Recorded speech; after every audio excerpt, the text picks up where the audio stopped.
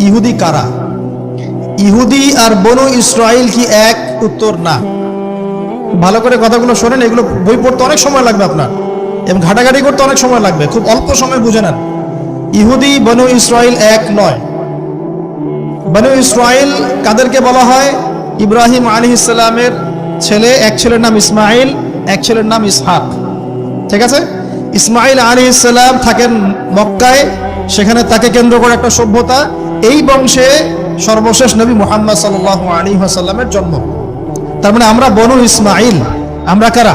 বনু ইসমাইল। আমরা মুহাম্মদ সাল্লাল্লাহু আলাইহি ওয়াসাল্লামের কওম, উম্মাহ।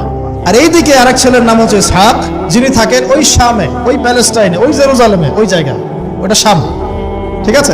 এবং ওখানে তিনি তার বংশ বিস্তার হচ্ছে। তার ছেলের নাম হলো ইয়াকুব। কি নাম? ইয়াকুব আলাইহিস সালামের আরেক নাম হলো ইসরাইল। ইয়াকুব আলাইহিস সালামের আরেক নাম কি? ইসরাইল। এবং তার সন্তানদেরকে বলা হয় বনু ইসরাইল। তার সন্তান অনেক। এই সন্তানদের মধ্যে একজনের নাম ইউসুফ। ঠিক আছে? তারপরে আসছে পরে ইউনুস। এই বনু ইসরাইলের মধ্যে দাউদ, মূসা, সুলাইমান, ঈসা ইবনে মারিয়াম।